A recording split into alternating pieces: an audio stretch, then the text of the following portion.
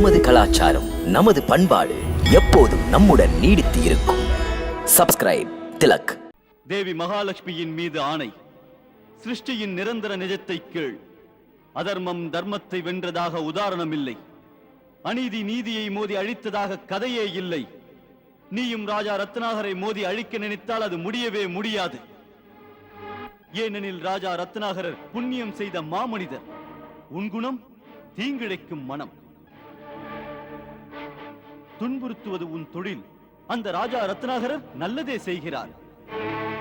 துன்புறுத்தி ஆளுகின்றாய். ராஜா ரத்னாகரர் தர்மத்தை மீறாமல் நடப்பவர். குடியவன் நீ, நல்லவர் அவர். அதர்மம் தர்மத்தை மிஞ்சுமா? இல்லை துர்ஜயா, இல்லை. ரத்னாகருக்கு இணையில்லை. புண்ணியம் செய்த மாமனிதர் அவர். நேர்மைக்கும் நீதிக்கும் நியாயத்துக்கும் நெறிகளுக்கும் கவசமாயிருந்து வாழ்பவர் அவர். உன்னை போன்ற கொடியவன், துஷ்டன், துராத்மா அந்த மாமனிதரிடத்தில் எப்போதும் போரில் தோற்று விடுகிறாய். போதுமடா புலம்பல்.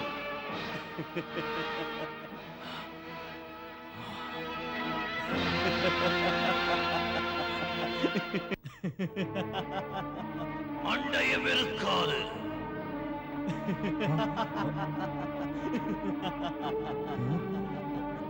இது ராஜா ரத்னாகரின் பேரை சொன்னதால் என் தலை தப்பிவிட்டது துர்ஜயா. அவர் பேரை சொன்னாலே தலை தப்புகிறது பார். நீ எரிந்த வாளே உன் தலையை வெட்டிவிடப் போகிறது பார். அறிவுரை பேசி என்னை அச்சுறுத்த பார்க்கிறாயோ?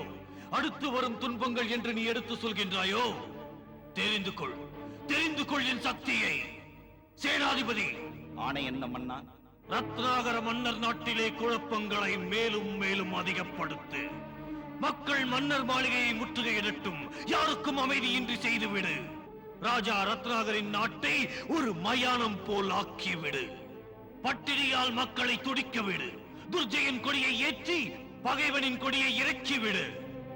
தாம் இட்ட ஆணைகள் மெய்யாக்கப்படும் மன்னா. ரத்னாகரன் மடிய வேண்டும். அவன் நாடே அழிய வேண்டும். எவன் இன்னொருவன் அழிவிலே மகிழ்ச்சி அடைகின்றானோ அவன் முடிவு சோகமாயிருக்கும் துர்ஜயா.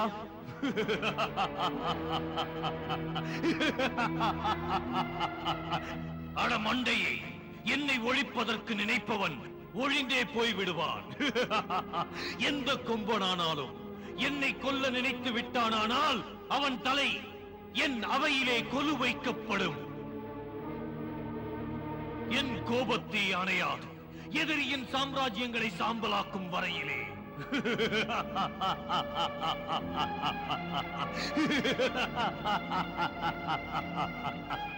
என்னை சுற்றி இருப்பவர்களே, எனக்கு ஜெயகோஷமிடுங்கள். மன்னர் துர்ஜயனுக்கு, மன்னர் துர்ஜயனுக்கு, மன்னர் துர்ஜயனுக்கு.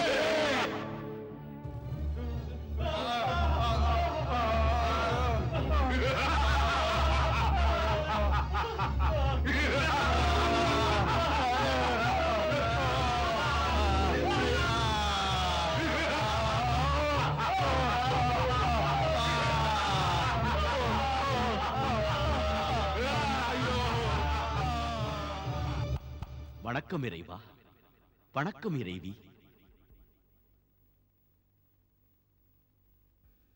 என்ன நாரதா, என்ன விஷயம்? புன்னகையுடன் இருக்கும் உன் முகத்தில் புண்பட்ட வேதனைக்குரிய எதனால்? ஹே மாதேஸ்வரி, தாம் செய்யும் லீலை என்னை பிரமிக்க வைக்கிறது. என்ன தேவரிஷி, ஆதிசக்தி மகா மாயாவின் எந்த லீலை உன்னை பிரமிக்க வைத்தது? ஹே மகாதேவி மகாலட்சுமி, எனக்கு அதிர்ச்சி தந்தது.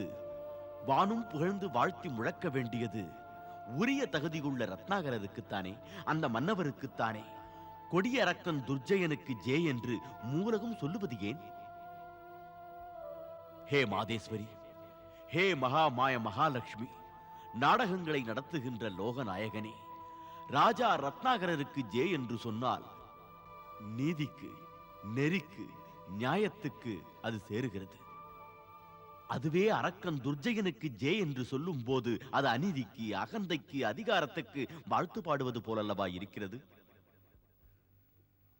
திரேதாயுகம் பிறந்தது முதல் நெறிக்கேடுள்ள ஆட்சி பரவுகிறது. அதன் விளைவு நெறிக்கேடு, நீதிக்கேடு, நியாயக்கேடு எல்லாம் கொடிகட்டி பறக்கிறது. ஆகையால் என் இறைவா, என் இறைவி, நல்லவர்கள் தகுந்த நேரத்தில் பாராட்டப்படவில்லை என்றால் உண்மைக்கு இடம் இல்லை என்றாகிவிடுமே. பொய்யின் கை ஓங்குமே. அதன் பின் அங்குள்ளவர் அநீதியை நீதி என்று நினைப்பர். நெறிக்கேடுகளுக்கு தங்கள் மனங்களிலே இடம் கொடுப்பர். அவ்வாறு நடக்காது நாரதா, அவ்வாறு நடக்காது. சமுத்திரத்தை கடைந்தது போல சிருஷ்டி அமைப்புகளுமே ஒரு விதத்தில் கடைவது போலத்தான். சமுத்திரம் கடைந்த சமயத்தில் முதலில் வெளிப்பட்டது விஷம்தான், பிறகே அமுதம் வந்தது. நாரதா, விஷமும் அமுதமும் அந்த கடலில் இருந்தே வந்தது. அதே போல சிருஷ்டியின் நித்திய நிகழ்வுகளில் சுகம், துக்கம், நீதி, அநீதி, தர்மம், அதர்மம், நெறி, நெறிக்கேடு, நன்னடத்தை, துர்நடத்தை ஒன்றாகவே வரும். தேவரிஷி, இந்த ஏற்றங்கள் இறக்கங்களால் பிறவி எடுத்தவர்கள் பண்பின் பெருமையை உணர்கிறார்கள். அனுபவத்தால் துக்கப்பட்ட பிறகே சுகத்தின் பெருமையை முழுமையாக புரிந்து கொள்கிறார்கள். தேவரிஷி, அதர்மத்தின் வடிவமாய் ஆற்றலில் இமயமாய் நிமிர்ந்து நிற்பவன் ஏன் சரிந்து விழுந்து விடுகிறான்? தர்மத்தை எந்த நிலையிலும் விடாதவன் விழுந்தாலும் ஏன் வெற்றி பெறுகிறான்? தேவரிஷி, இது புதிதல்லவே. கெட்டவர்கள் அட்டகாசம் ஓங்கும் நேரத்தில் நம் பிரபு தரிக்கட்டு போகும் நெறிக்கட்டவர்களை அடக்குவதற்காக இறைவன் அவதாரம் எடுக்கிறார். அந்த அவதாரத்திற்கு துணை இருப்பதற்காக நானும் அவதாரம் எடுக்கிறேன். அதனால்தான் நாரதா, அந்த மனிதர்களுக்கு தர்மம், நீதி பற்றி ராஜா ரத்னாகரின் பிரஜைகளுக்கு நம்பிக்கை குறைந்து வருகிறது. நீ மட்டும் ராஜா ரத்னாகருக்கு ஜே ஜே என்கிறாய். நல்லவன் நாக்கின் வாக்கு ராஜா துர்ஜயனின் ஜெயகோஷங்களை பாதாளத்திலே மூழ்கடித்து விடப் போகிறது. என்றால் ராஜா ரத்னாகரர் துர்ஜயனை முறியடிப்பார் என்கிறீர்களா? ராஜா ரத்னாகரர் இல்லை நாரதா. நீதி அநீதியை விரட்டி, தர்மம் அதர்மத்தை போக்கி, நல்லவர்கள் நன்கு வாழ நல்லறம் வெல்லும். நாராயண நாராயண. வணக்கம் பிரபு. வணக்கம் மாதா.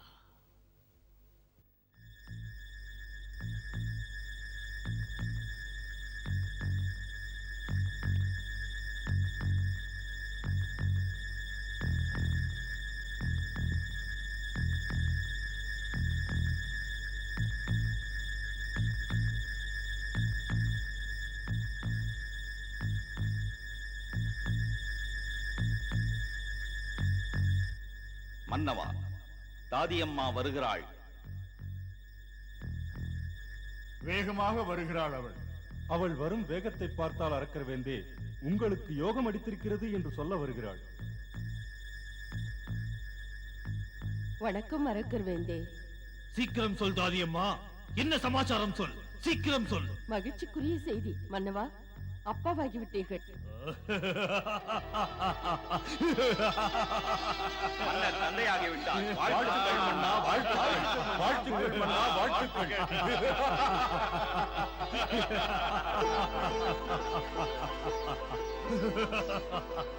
சேனாதிபதி, நான் அப்பாவாகிவிட்டேன். மகாமந்திரி, நான் அப்பாவாகிவிட்டேன். மகன் பிறந்திருக்கிறான் அரசே. மகனா? தித்திக்கும் இனிய செய்தி கொண்டு வந்தாய் தாதியம்மா, எடுத்துக்கொள்.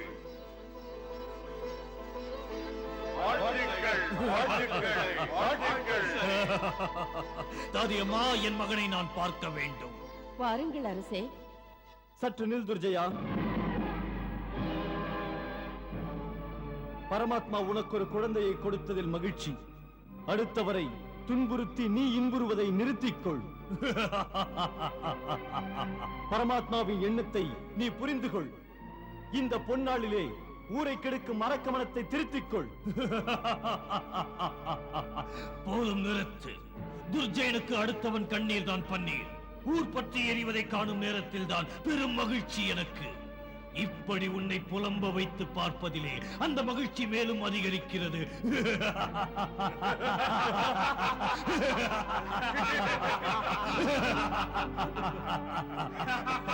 செல்தாதி அம்மா.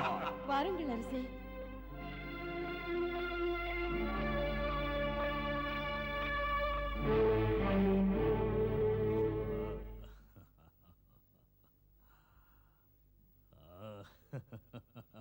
மகாராணி, நான் முத்தமிட்டு கொஞ்ச ஒரு புது ஜீவன். நாம் பகிர்ந்து கொண்ட இரவுகளின் அடையாள சின்னம், அன்பின் எழில் வண்ணம். இதன் பொன்மலர் கன்னங்கள், அமுதூரும் கிண்ணங்கள், ஆசை முத்தம் 1000 தருவேன் மகாராணி. நான் பெற்ற பேரு இது. என் பாக்கியமும் இணைந்திருக்கிறது சுவாமி. இருவருக்கும் பொது மகாராணி. பிறர்க்கரிய பேர் இது, பிறர்க்கரிய பேர் இது மகாராணி. சுவாமி, தாம் சிரிக்கின்ற சிரிப்பில் பிள்ளை அதிர்ச்சி அடைந்து சுவாமி. பயத்தை விடு சுருச்சி. பிள்ளை இவன் சிங்கக்குட்டி, என்னிலும் சிறந்தவன், பேரிடிக்கு அஞ்சாதவன், நெருப்புக்கு பிறந்த அக்கினி குஞ்சு, புயலுக்கு பிறந்த பூகம்பம். மகாராணி சுருச்சி பகைவரின் தலையை கிள்ளி எனக்கு விருந்து வைப்பான். பேரண்டங்களின் மன்னனாவான். 100 கோடி வாள்கள் சுழன்றாலும் தான் ஒருவனாக நின்று வெல்வான். இவன் பேர் என்ன தெரியுமா? பைரவன். பைரவன்? ஆம், பைரவன். மகனே பைரவா, பொருத்தமான பெயர்தான். பரிவு உனக்கு என் மீது இல்லாமல் போய்விட்டதா? பக்தி செய்வதில் நான் குறைந்து விட்டேனா? மலடியாக இருப்பதற்கு நான் என்ன பாவம் செய்தேன்? எதற்காக நான் இப்படி இங்கே அழ வேண்டும்? பதில் என்ன? என்ன பாவத்திற்காக நான் இப்படி நிற்கிறேன்?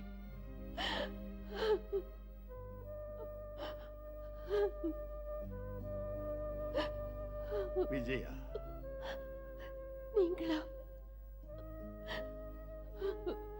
வேதனைப்படாதீர்கள் என்று பலவாறு எடுத்துச் சொன்ன நீயா அழுது கண்ணீர் சிந்துவது?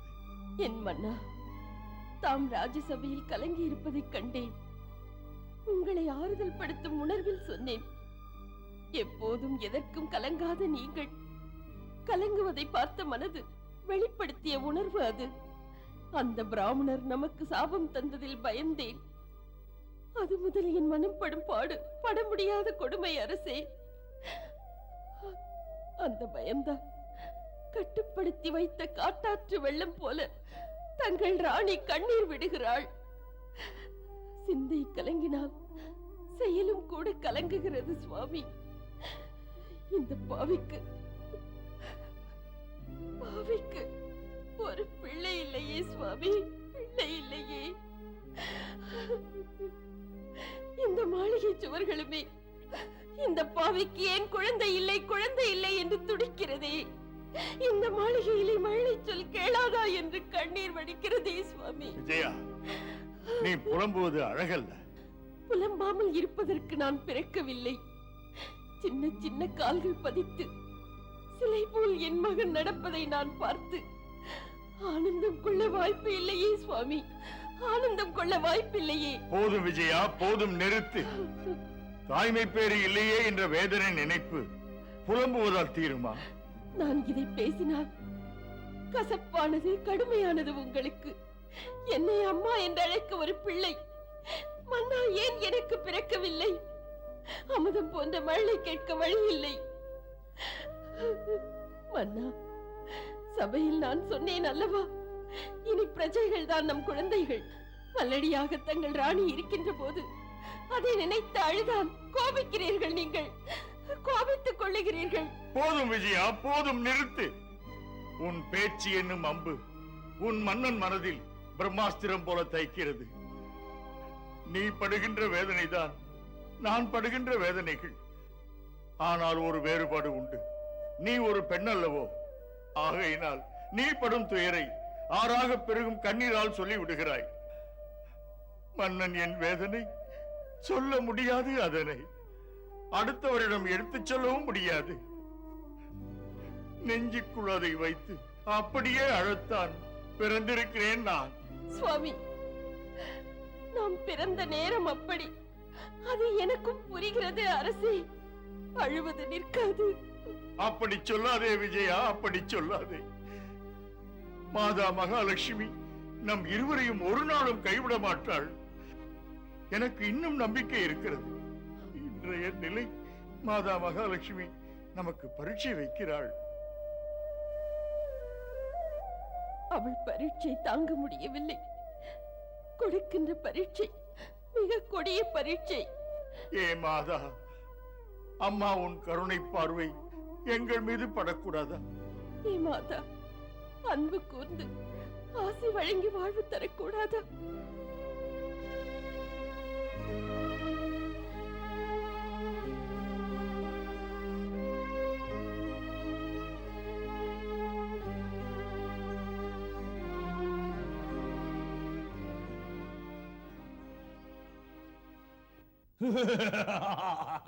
அரக்கர் வேந்தே, பைரவன் உன் திருமகன் மின்னலாக செயல்படுவான். எதிர்ப்புகளை தகர்த்தெறிய போகின்றான். மன்னவா, மகன் பிறந்தது ஒரு பெருமை. அந்த பெருமையை மக்கள் மகிழ கொண்டாடுங்கள். அதை நம் மக்களுடன் மட்டுமில்ல, நம் மாற்றானுடனும் கூட, அதாவது நம் பகைவருடனும் கூட, நம் ராஜா ரத்னாகரனும் கூட நம் மகிழ்ச்சியை பகிர்ந்து கொள்ள வேண்டியதே. சேனாதிபதி, ஆணையிடுங்கள் மன்னா. நம் பகைவன் ராஜா ரத்னாகரனுக்கும் செய்தி அனுப்பு. உனக்கு பிறகு அரியாசனத்துக்கு ஒரு மகன் பிறக்கவில்லை.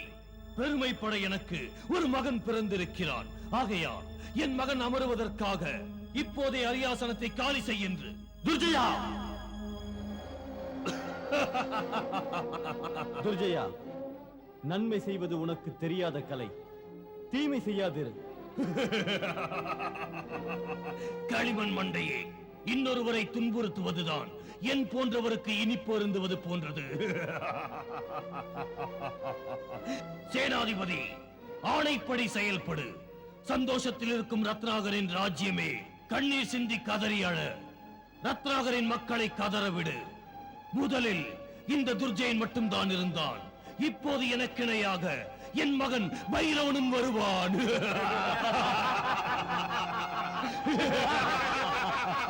ஹே பிரபு, ஹே மகாதேவி மகாலட்சுமி, அரக்கரரசன் துர்ஜயனின் அகந்தை எல்லை மீறினால் பின்விளைவுகள் விபரீதமாகுமே. ஹே மாதேஸ்வரி, துர்ஜயன் கை ஓங்குவதை பார்த்தால் துஷ்ட சக்திகள் மேலோங்கி விடுமல்லவா மாதா? தேவரிஷி, ஊராரின் துன்பத்தில் இன்பம் அனுபவிப்பவர்கள் இன்புறுவதில்லை. அவர்கள் வீழ்ச்சியின் பிடியிலே மடிகிறார்கள். மன்னியுங்கள் பிரபு, அப்படி மடிவதற்கு முன்னால் நெறிகெட்ட கொடியவனின் செயல்பாட்டால் ஏற்படும் தற்காலிக வெற்றியின் காரணத்தால் அட்டகாசங்கள் செய்கிறானே, ஊரை கெடுத்து ஜனங்களை அழித்து ரத்த ஆராக்குகிறானே பிரபு. தேவரிஷி, எவன் ஒருவன் வாழ்முனையால் ஆளும் முறையை தன் கையில் வைத்துக் கொள்கிறானோ அவன் முடிவு எதில் போய் முடியும் என்று தெரியும் அல்லவா? அதுதான் இவன் கதையும். பாருங்கள் மாதேஸ்வரி, கொடிய கெடுமதியாளரின் அழிவு என்று வரப்போகிறது. பிள்ளையும் பிறந்த இருமாப்பு துர்ஜயனை அதிக அகம்பாவியாக்கியது. அதோடில்லை, ஆண்டவன் உங்களை நம்பிய ராஜா ரத்னாகர ராணி வித்யாவின் நம்பிக்கையை நாசமாக்க கொடிய தொல்லைகளை உண்டாக்குகிறான். நாரதா, ராஜா ரத்னாகரின் துயரம், ராணி விஜயாவின் ஏமாற்றம் நீர்க்குமிழி போல் மறைந்துவிடப் போகிறது. தேவரிஷி, உண்மை மர்மமே. உலகத்திலே நடப்பது விதியின் புத்தகத்தில் முன்பே எழுதப்பட்டது. ராஜா ரத்னாகரருக்கும் சமுத்திரராஜனை போன்ற தோற்றம் அவருக்கும் தெரியும். சமுத்திரத்தை போலவே மனிதனின் வாழ்விலும் கூட மர்ம முடிச்சுகள் ஏராளமாய் இருக்கின்றன. இம்மாறுதல்கள் சிருஷ்டி சக்கர நிகழ்ச்சிகள். துக்கத்தின் பின் சுகங்கள், சுகத்தின் பின் துக்கங்கள். அமாவாசையின் இருட்டுக்கு பிறகுதான் நிலவு வருகின்றது.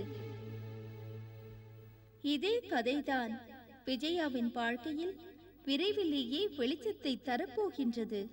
அப்போது நான் அவர்களின் வாழ்க்கையை செம்மைப்படுத்துவேன். நாராயண நாராயண. நாடகம் தொடர்கின்றதா மாதேஸ்வரி? வணக்கம் மாதா.